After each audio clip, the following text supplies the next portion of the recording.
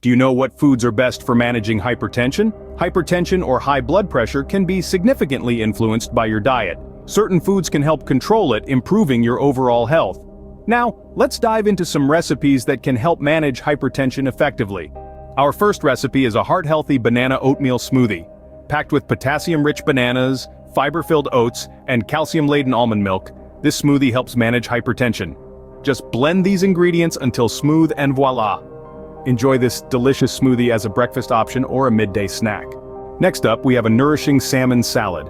Packed with omega-rich salmon, vibrant mixed greens, and heart-healthy olive oil, this dish not only tastes delicious but also helps manage hypertension. The preparation is simple. Just toss everything together and enjoy. This salad makes a great lunch or dinner option. Our final recipe is a hearty quinoa and veggie stir-fry. Packed with protein-rich quinoa, vibrant mixed vegetables, and low-sodium soy sauce, each ingredient helps manage blood pressure. Simply sauté the veggies, cook quinoa, mix and drizzle with soy sauce. This stir-fry is a tasty and nutritious main course. Those were some delightful recipes to help manage hypertension.